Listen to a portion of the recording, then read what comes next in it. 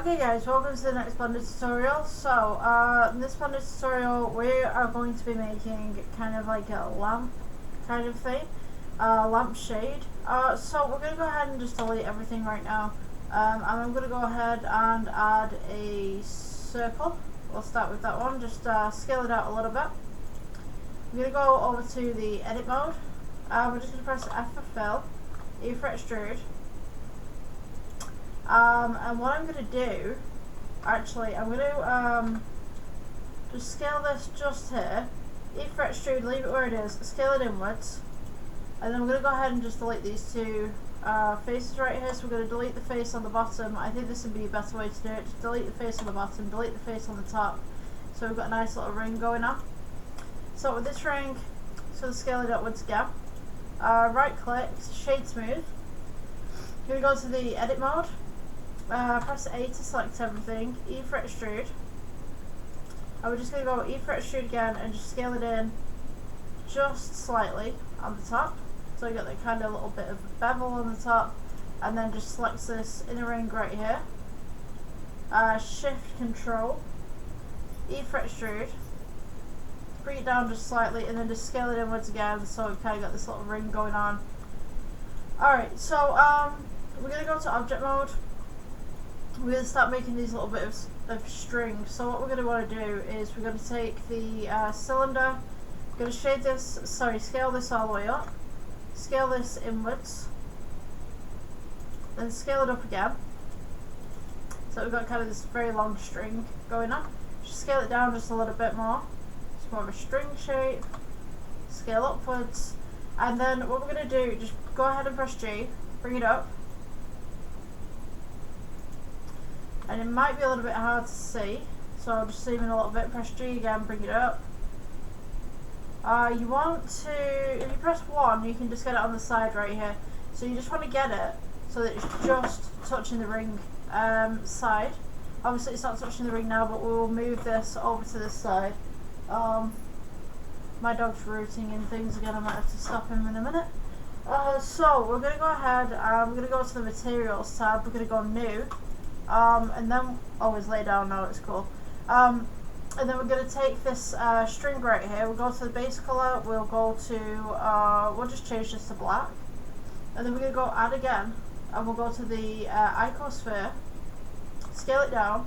Now what you're going to want to do, you want to do your icospheres all together, because when we make a load of icospheres, if we make all the materials separately, it's going to take you a while to do all of these. So you're going to have to do all of your icospheres in one go, and then we'll duplicate everything. I'll show you what I mean. So we're going to go new.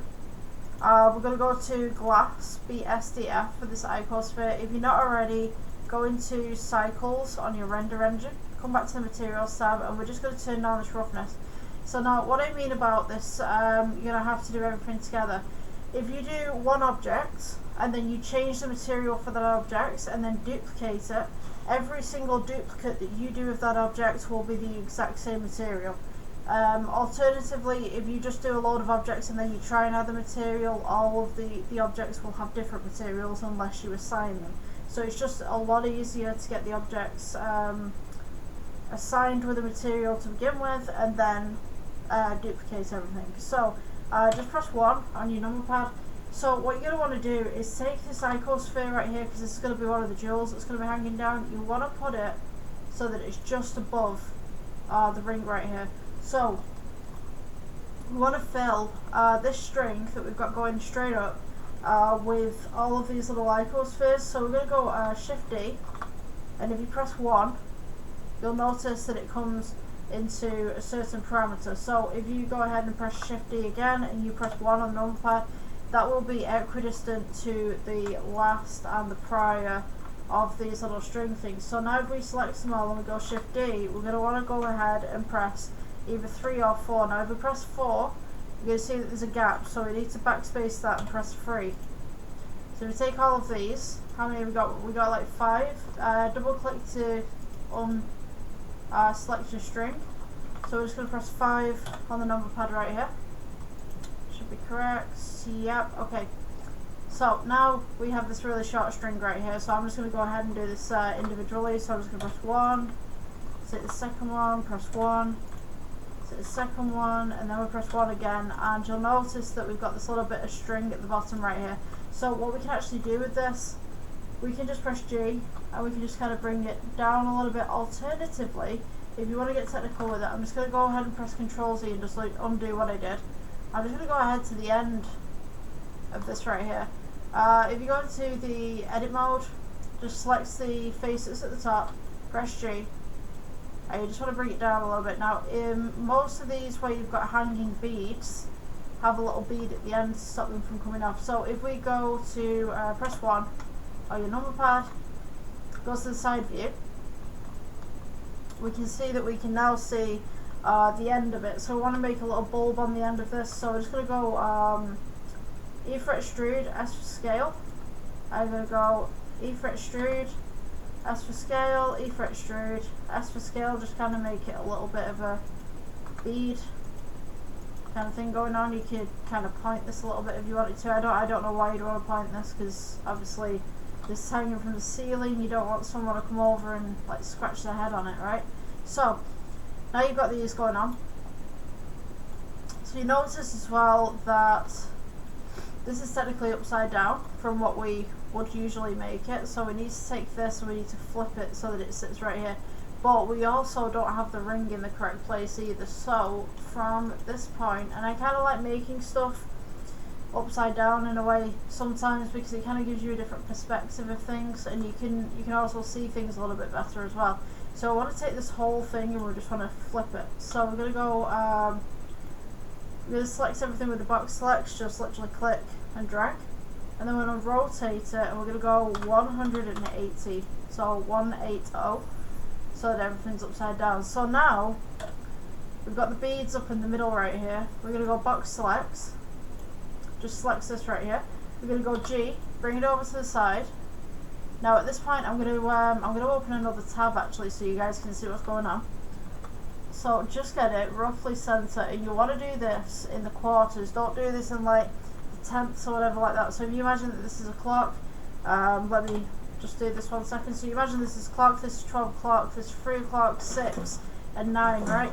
You don't want to be going for like 2 when you're doing this. So make sure that your beads sit roughly in the middle right there. I'm going to start with 3 o'clock to begin with.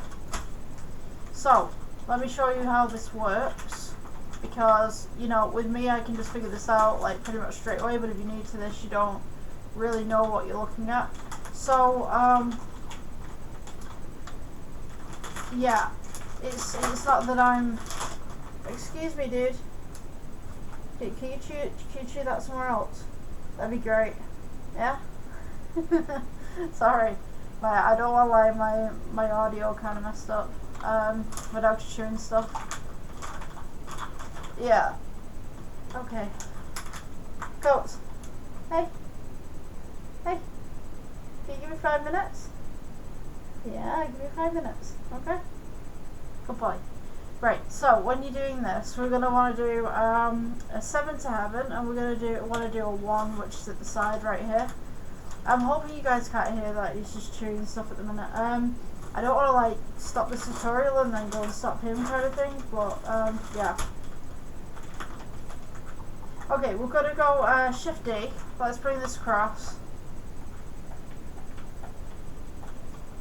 And then we're going to go ahead, because at this point you've only got this one selected, so this one is this one on this side.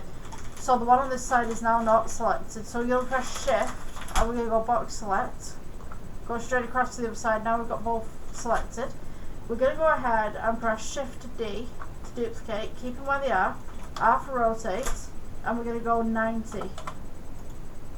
Okay, so now these two aren't selected, so we're going to go box select again, select all of these, and then we're going to go Shift D, and we'll want to rotate this, press R for rotate.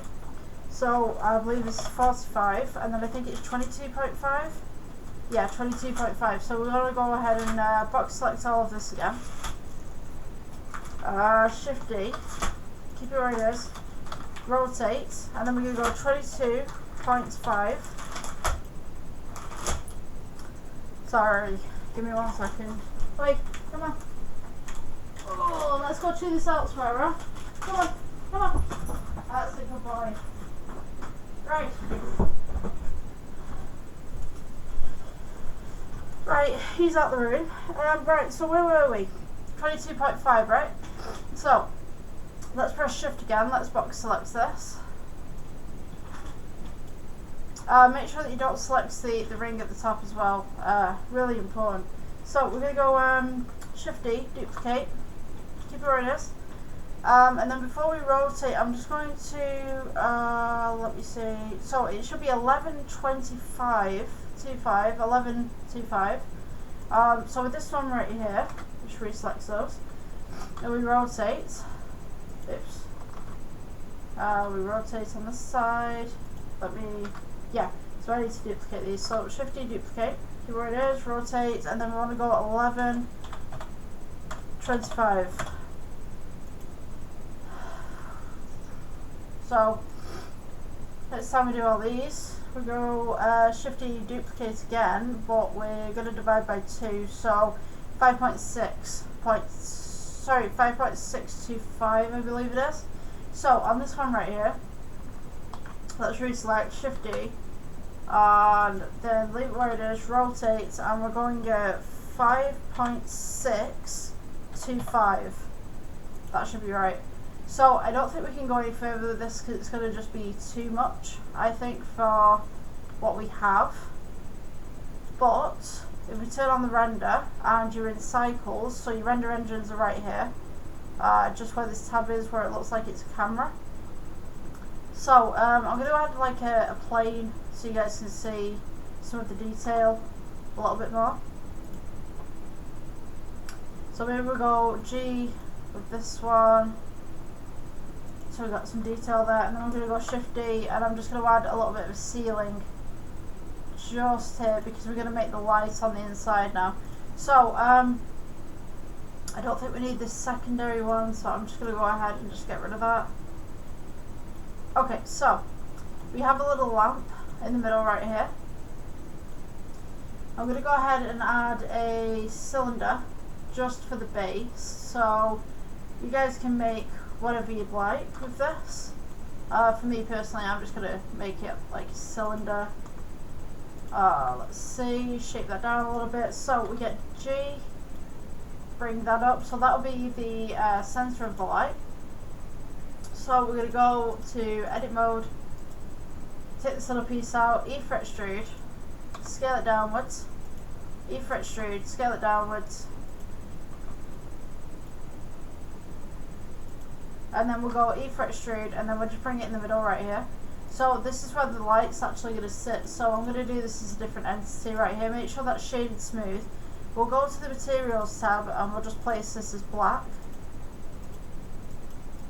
And now we're going to go to, we can do an icosphere if you wanted to, or you can do UV sphere, totally up to you, but we need an emission.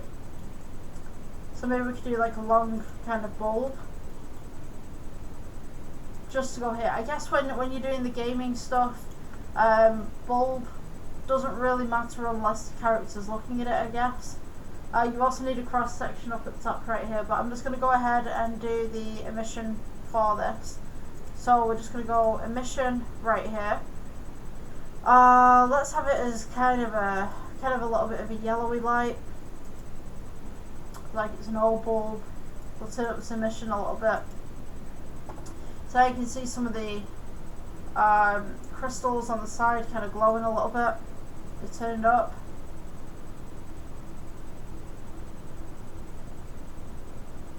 You can see a little bit more detail. Now if you take these crystals, you can actually change the colour of these as well, which is pretty neat. So when you change the colour of one, every single crystal, because it's the exact same material, will also change. So if you need a different material, I think I mentioned this on the last one that I did with one of these lamps. If you need a different material, you're going to have to assign it to a new material, the actual object itself. So right here we can see that I can change this to red. We can get this one blue if you wanted it to be blue. Let's kind of go with this colour, like kind of an orange kind of colour just for this tutorial. So you notice this black is a little bit grey. I'm just going to turn up the roughness a little bit. And for this ring, I think I'm going to add maybe a little bit more metallic to it, maybe change it to kind of a more goldy kind of coloured ring. So if I name this gold, I'll show you a neat little trick. So if I name this gold, so some of you like to colour match. You know, you like one material and then you want to put another material that's the exact same and you try and colour match it. Don't do that, don't do that. I'll show you how to do this properly. So if you go onto the mesh, go to cylinder. No, it doesn't matter about the cylinder, it doesn't matter about what you put in here. So if we just go ahead and scale this up and then we rotate it by 90, scale it down. I'm just going to go ahead and make a cross section right here because it's got to be held up by something. Okay, so I mean, in detail wise, it doesn't have to be held up by something. You could have it floating if you wanted to, but you know, I think if you're going to put this out in the world, people are going to notice. So if you don't colour match this, so the colour matching, what you want to do, go to this drop down. So we just made the gold for that one, and then we just assign the gold onto this one, and that is the exact same material, that is the exact same shader. Even if I duplicate this, so we're going to shift D and then rotate this by 90. There you go. Exact same colour. It looks a lot better than trying to colour match everything, I'll be honest with you. I'm going to go ahead and take this ring that I've got right here and just put it here, I think. So let's go Shift D, leave it where it is, and then just kind of scale it in.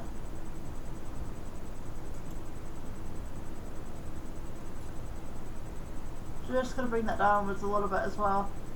Just gives the lamp a little bit more detail, the light shade even. We go Shift D again, scale it outwards. Yeah, okay, so now I've kind of got this detailed lamp. I feel like I've forgotten something. I don't know what I've quite forgotten, but yeah, it looks pretty good as a lampshade. There's something I've definitely missed off this. Like, I was supposed to do something, but for the life of me, I'm just kind of like, what did I miss? I guarantee you I'll go to bed tonight and I'll be like, that's what I missed. That's what I did. I messed up. But yeah, that's your basic kind of light shade, I guess, with little crystals. And as I said, you can change the tones to this. You can change, go to any colour that you want. Really, you can have a bright green one if you wanted to. Kind of like a blue aqua kind of theme going on. That's pretty cute. Yeah, whatever you want to do with that. Yeah, I guess I'll see you guys in the next tutorial. In this bulb as well, you could shape it out if you wanted to. I'm just gonna leave mine like that. Yeah. Okay. I'll see you guys in the next tutorial.